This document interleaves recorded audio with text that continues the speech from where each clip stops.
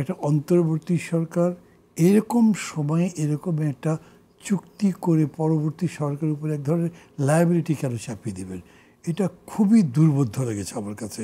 এটা হওয়ার কথা নয়, না হওয়া উচিত ছিল। আপনি গভর্নমেন্টকে ফ্রি দিতেন, আপনি বলতেন যে ঠিক আছে এটার জন্য এমইউ বাজার তৈরি করা হয়েছে, নেক্সট গভর্নমেন্ট এসে করবে, ইজিলি করতে পারতেন। না বলাতে কী হয়েছে, অন্য জিনিস বাদই দেন। আপনি তো স্টেক হোল্ডার যাদের যাদের কথা বলেছেন তার সাথে সাথে ব্যবসায়ীদের ওঠার কথা বলে, ওখানে চার্জ বাড়িয়ে দেওয়া হয়েছে, পোর্ট চার্জ। আমরা প্রথম দিকে বলা হলো কি যে এইটা যদি অন্যদের হাতে দেওয়া যায়, যেহেতু পোর্ট একটা লুজিং কনসার্ন, সেটাও একটা ডিবেটের ব্যাপার যে সত্যি সত্যি লুজিং কিনা। তারপরেও ঠিক আছে, যদি লুজিং হয় আমরা কিন্তু যে নতুন কোম্পানির হাতে দেবো, ওরা প্রফিট আর্ন করতে পারবে। তারা এসে ইয়ে করলো, সার্চার্জ করে দিল, তার মানে কি দাঁড়ালো? হোল জিনিসটাই খুবই ধোঁয়াশাপূর্ণ। আমি মনে করি এটা বর্জন করতে পারলেই ভালো। তারপরেও যেহেতু 3 মাসের মধ্যেই নির্বাচন হবে, পরবর্তী সরকার কি করে সেটা দেখার জন্য আমাদের অপেক্ষা করা উচিত, অপেক্ষা করতে হবে। তো আপনি কি মনে করেন যে সেক্ষেত্রে আসলে সরকারের এটা এক্সিকিউট করে ফেলা, এখন সরকারের সিদ্ধান্ত পরিবর্তনের কোনো সুযোগ আছে কিনা, সরকার সেটা ভাববে কিনা, আপনার পরামর্শ কি? এখন ভাববে না, এখন যা চুক্তি করে ফেলেছে, এখন আর কোনো কিছু করার নেই। নেই আমি বলছি না, ভাববে না। যদি ভাবতো তাহলে সই করতো না। একদম না ভেবে তো সই করেনি। ভুল করে ফেলেছি, তুক্কু দিলাম, আবার করলাম, তা তো না।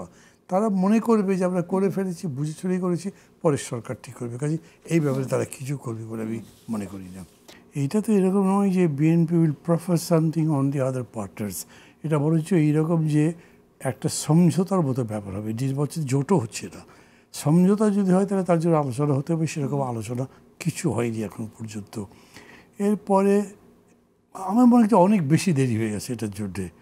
এরপরেও সময় আছে, এটা ঠিকই বলেছিল যে একদম শেষ দিন পর্যন্ত, প্রার্থীতা প্রত্যাহারের দিন পর্যন্ত এটা তো অ্যাডজাস্ট করাই যেতে পারে। কিন্তু তাতে হয় কি, আপনি রেসে পিছিয়ে পড়ে যান। আমি মনে করি যে বিএনপি যদি মনে করে যে তার একজন প্রতিদ্বন্দ্বী আছে এবং সেই প্রতিদ্বন্দ্বী দিন দিন আরও সবল হয়েছে এবং তাদেরকে ফেস করতে হবে স্কোয়ারলি, তাহলে দে আর লেট, দে আর, মানে আমি বলবো রেসে পিছিয়ে পড়ে গেছে। এরপরে এরা আবার বাকিদের সাথে করে নিয়ে আসবে। যে যেমন ধরেন আমি আমার কথা বলি, আমাদের জোট হলো গণতন্ত্র মঞ্চ, 6টা দল মিলে আমরা মঞ্চ করেছিলাম। এর মধ্যে একটা দল আমাদের এই জোট থেকে পিছিয়ে গেছে শুধুমাত্র এই বিতর্কের মধ্যে। তাদের বক্তব্য হচ্ছে যে এখন পর্যন্ত কতগুলো ক্যান্ডিডেট কীভাবে সেট হবে সেটা না হতে পারলো, কিন্তু আমাদের দলগুলোর যারা প্রেসিডেন্ট 1 নম্বর লোক, তাদের ব্যাপারটা পর্যন্ত ডিসাইড করতে পারছে না। তার মানে কি দাঁড়ালো? আমরা তো আমাদের দলের কাছে বলতে পারছি না। দলের নেতাকর্মী যারা প্রত্যাশী তারা মনে করে আপনারটাই ঠিক হবে, আপনার আমারটা কবে ঠিক করবেন, তাহলে আমি কবে মাঠে নামতে পারবো কি না, এখন কি করে খরচ করবো। ফলে হয়েছে কি, কোনো ইনভেস্টমেন্ট নাই, পরিশ্রম বা অর্থ যাই বলেন, টোটালি দলগুলো বসে গেছে। আমরা সামনে নির্বাচন, আমরা চাই আপনারা যারা দীর্ঘদিন ধরে রাজনীতি করছেন, অতীত আওয়ামী লীগের পতনের জন্য লড়াই করেছেন, আপনারা নির্বাচনে হাসিমুখে অংশগ্রহণ করেন, আপনাদেরকে পার্লামেন্টে দেখতে চাই। ধন্যবাদ জানাচ্ছি।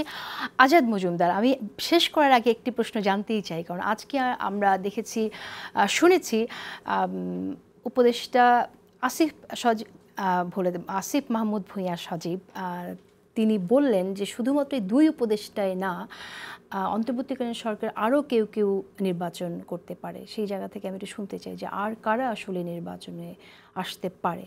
আমরা তো আগেই শুনেছিলাম যে এরকমটা হওয়ার সুযোগ নেই, কিন্তু এটা এখন পর্যন্ত স্পেকুলেশন। আমি কোনো স্পেকুলেশনের উপর মন্তব্য করব না। এটা স্পেকুলেশন, অবশ্যই স্পেকুলেশন। মানে যে কেউ যে কোনোভাবে স্পেকুলেট করতে পারে।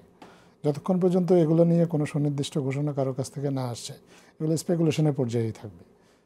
এরকম কোনো সম্ভাবনা তার মানে নেই না, আমি তো জানি এরকম কোনো সম্ভাবনা নেই, কিন্তু আমি তো একেবারে সবার মনের কথা আপনাকে নিশ্চিত হয়ে বলতে পারবো না। যতক্ষণ পর্যন্ত কেউ তার মনের ইচ্ছাটা প্রকাশ না করছে আনুষ্ঠানিকভাবে, ততক্ষণ পর্যন্ত এগুলোকে আমি স্পেকুলেশন হিসেবেই ধরে নেব। যদি আসিফ মাহমুদ সজীব ভূঁইয়া এটা বলে থাকেন, তাহলে আপনাকে এই প্রশ্নটা সুনির্দিষ্টভাবে ওনাকেই করতে হবে। উনি একমাত্র বলতে পারবেন যে কিসের ভিত্তিতে বা কোন তথ্যের ভিত্তিতে উনি এই ধরনের মন্তব্য করেছেন। এইটা আমার মতো পজিশনে থেকে কারো পক্ষে এই বিষয়ে কথা বলা সম্ভব নয়।